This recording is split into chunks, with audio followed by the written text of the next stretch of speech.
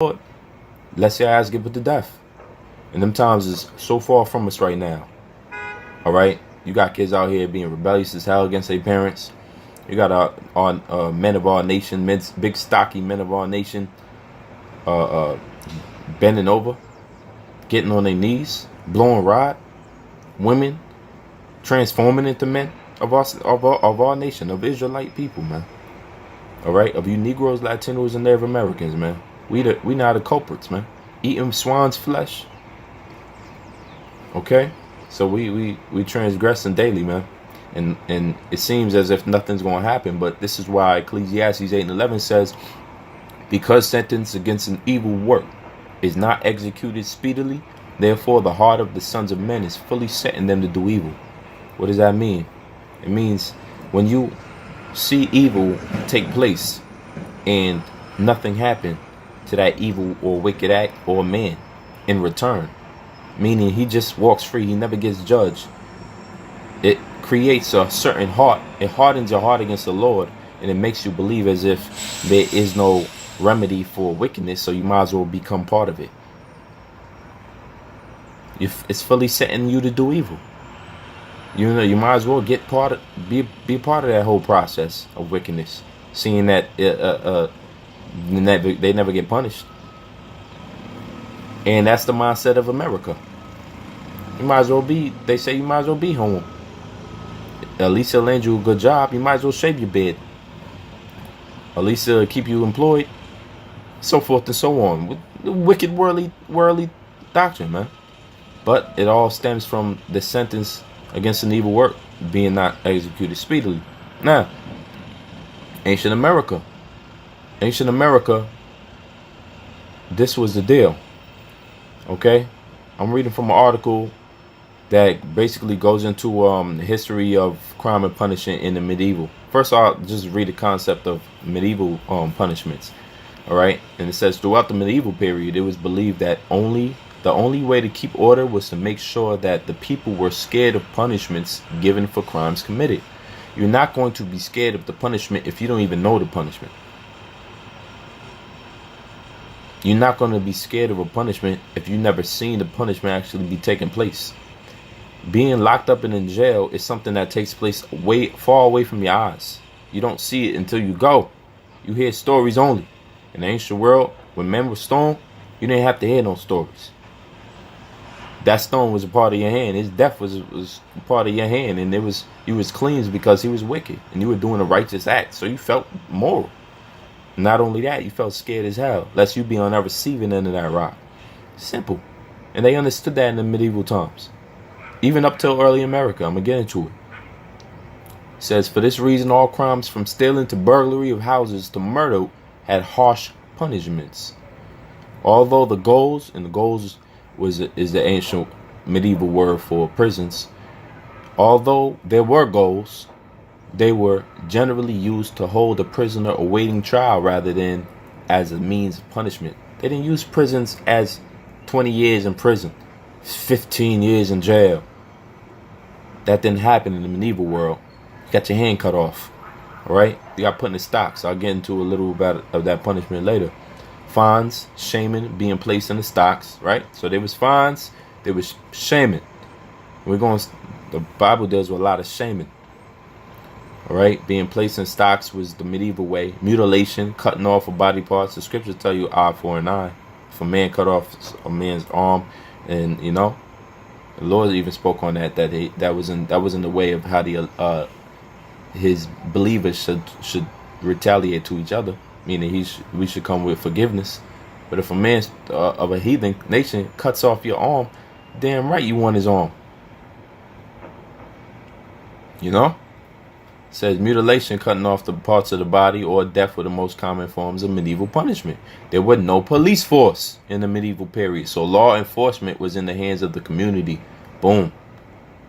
Now, that's a new concept. It's law enforcement, because the community were the people that was throwing the stones. You didn't have an executioner in the ancient world. This one man that just his whole job, his employment was to execute people and put a big rag over his head. No, everything was doing with transparent as hell. You know exactly who's throwing them stones. All right. and you knew exactly by who you would die, and it was all the men in the congregation, as we just read. So we're gonna get more.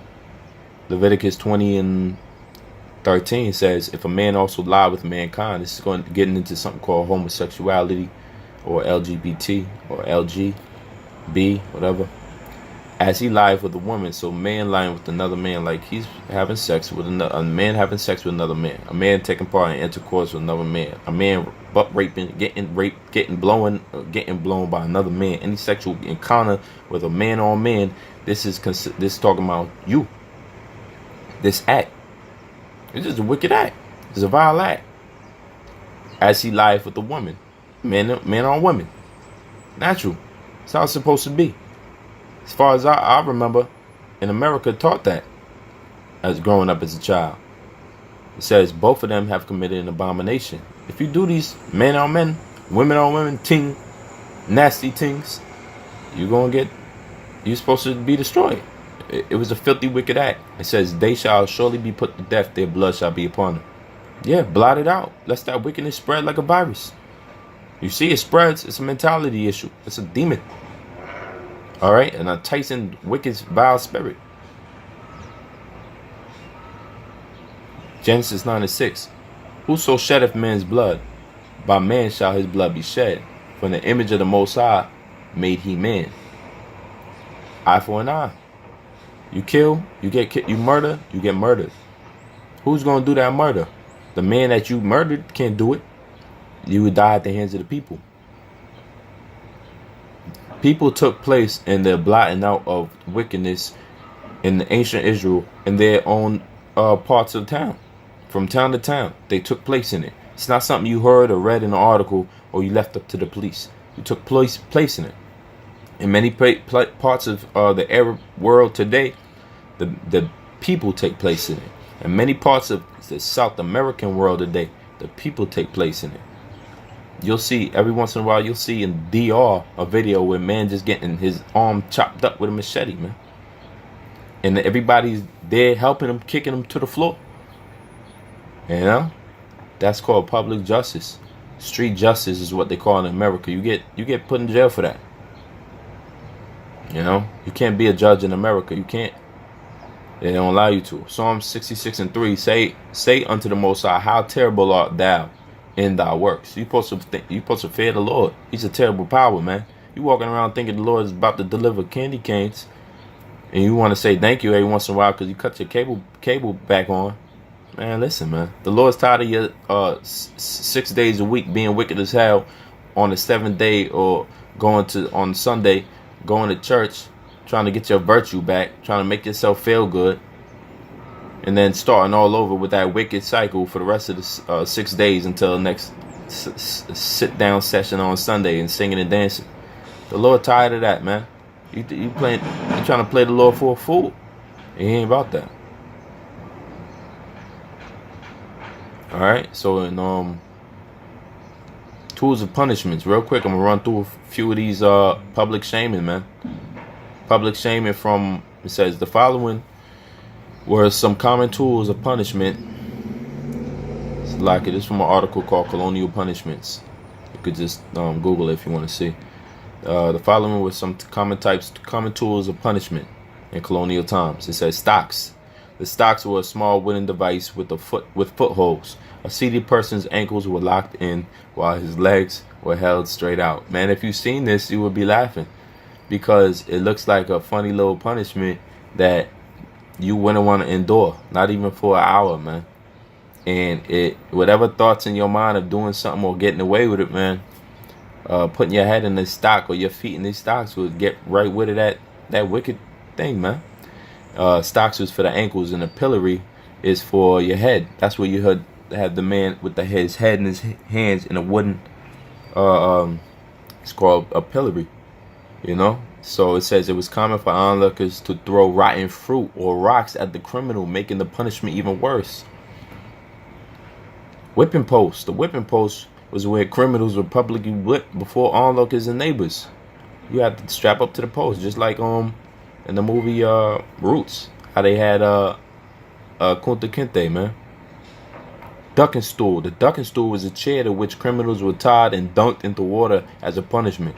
And this contraption looked funny as hell. And they would get women because they would have certain penalties for women who run their mouth. That was a crime. Yeah, gossiping was a crime in early America. That's why you gotta bring this out. People wouldn't even believe it if I ain't had the pictures. It says fines. This was a very fines. Fines kill your pockets. Bind out. Children, especially those of poor families, were bound out. The court contracted with someone for the child to serve as his or her apprentice for a number of years. Sometimes the punishment, bind out. Basically, you have to work off your money. You used to use a servant. Use an apprentice or a servant. If you order fine as a child, you have to pay it off. Not just your parents. You have to go pay it off. Yo, they had. That's when things. We were slaves at this time of early America. But it goes without saying that when you could see a punishment take place, man, you change your ways. Going back to that principle of being scared straight, to frighten someone to such a degree that a significant improvement in behavior results. Before you get killed, you want to improve, man. That's the route we taking, man. Before you get killed, you want to improve. Okay? Other than that, it's just death for you. Alright? Just lock it. Give me 1 second. Got one more on deck. Now in Deuteronomy 19 and 20, it says, "And those which remain shall hear and fear, and shall henceforth commit no more any such evil among you." Because when you see a man get punished, you want to check your own self. You don't want to get involved with that. You don't want no parts of that stoning, man. That'll scare you straight, man. You ever see somebody get stoned, and even on camera, it don't look good, man. It do not look good. Heads cutting off, beheaded, it doesn't look good. But you're supposed to fear the Lord and His commandments, man. You see? And that was the concept behind that. We get last one, Proverbs 21 and 11. Proverbs 21 and 11. It says, "When the scorner is punished, the simple is made wise." And that's the key here. Because they see in the punishment of the scorner. You can't just hear about it. It's not you was seeing it, but you was hearing it and you was partaking in it. If it called for it. We read, "All the men in the city shall stone him if he blaspheme the name of the Lord." It says, "And when the wise is instructed, he receiveth knowledge." Proverbs 19 and 25. "Smite a scorner, and the simple will beware." Smite a scorner, and the simple will beware. And reprove one that hath understanding, and he will understand knowledge. Alright, so all you dudes out here mocking, you're going to get strike. The Lord going to show you. Just so that the inexperienced and the foolish can start seeing and understanding. It's that punishment that takes place. Okay? That shuts up a loudmouth mocker, scorner. That quiets the wicked. Nothing corrects the wicked. Nothing shuts up the wicked like a good stern rebuke. That's about it. Brothers. That's about it. So we wanna learn about the just visualize, man.